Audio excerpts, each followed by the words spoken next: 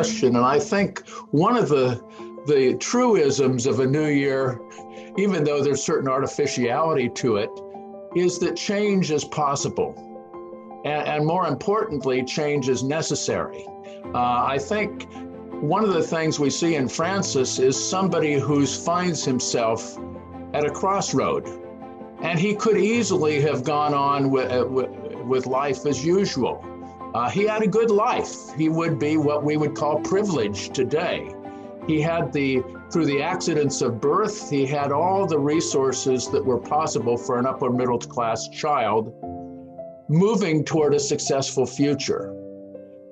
And yet he saw himself as at a crossroads in which he said, is this the life I want to lead? And I think one of the things in a new year, especially in a new year where still everything is going to be upside down, still everything is the normal has become abnormal for us. The normal has forced us to behave in new ways and really challenge us to choose to behave in new ways. Choose to make schooling at home a positive experience rather than a negative experience. Choosing to make Zoom church services positive. Choosing to remind folks that the faith passed down by women and men and others over the years is going to last longer than this. That we don't have to get impatient. This is the 225th year of the church I pastor, and we're expecting to have big celebrations next year. I'm not sure we will in terms of the way we used to do them. But this is also a church that in 225 years has lived through the Civil War, was an abolitionist church during that time, lived through the Spanish flu, lived through the Depression, and I think that Francis and I think the spiritual journey reminds us that we don't have to solve it all today. That we don't have to solve it all today, but we should make some changes. I think Francis would remind us that some of the problems we had before March of 2020 still exist. And while we don't want to talk about this time as solely a time of hibernation, we want to talk about it as a time also of activity. We are in a time which I would describe as prayer and protest. We've had the pandemic. We've also had George Floyd and Breonna Taylor. We've had a sense that people who may not have our privileges have a higher rate of death from COVID, that the essential workers in our society, many of which are getting basically survival wages, many of whom are also undocumented workers who are subject to arrest by our government or living under threat from our government. And one of the things I think Francis, especially in the area of privilege, reminds us that one of the things privilege does is separate. One of the things privilege does is say that I'm here and you're there, that we live in two different worlds, that our worlds don't intersect, that I take for granted my experience is universal when in fact it isn't. And I think Francis discovered in the course of his own encounters with Lady Poverty that he had to let go of his privilege. One of the two events in Francis's life strike me as related to the privilege of folk like us. Francis didn't ride a horse. When he entered the itinerant life as a follower of Jesus, he walked. But riding a horse was a sign of status. Riding a horse was a sign that you were better than a commoner.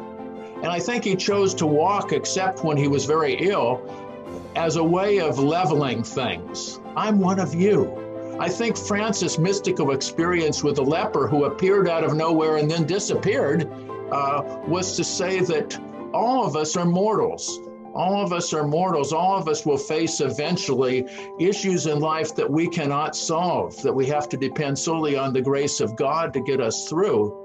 And I think that privilege can separate us from our neighbor and lead to both apathy and a failure of empathy. And I think Francis reminds us that even though we have the privileges of birth and race and ethnicity and nation of origin and economics, that we don't have to be imprisoned by them. We might not throw all of our clothes off in the town square as Francis apparently did.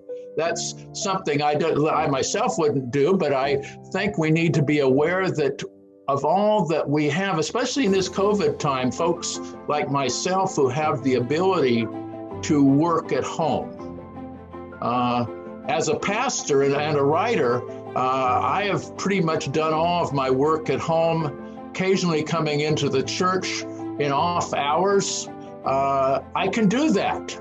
I'm even prohibited by the hospitals and nursing homes from visiting and doing some of the things I normally do.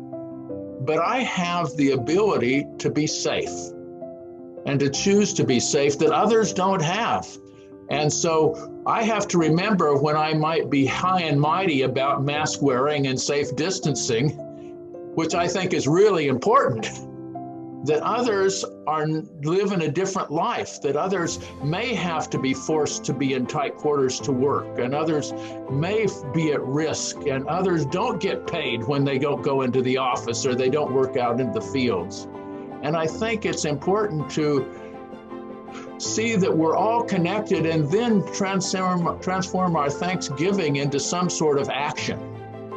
I mean, Thanksgiving is always political, and even though Francis did not claim to be political, his work is very political. He challenged a church that was the largest landowner in his time.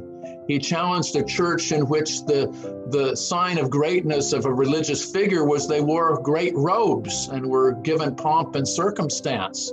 And by his very example of being the poor one, the little poor one, he challenged the church and Christendom in general, and still challenges the church to be a church of the people, as Oscar Romero would say, a church that is in solidarity with the campesinos, a church that is in solidarity with the sanitation workers, a church that takes systemic racism and systemic injustice seriously, and then figures out of our comfort zones how we can be a force for goodness in a world of injustice.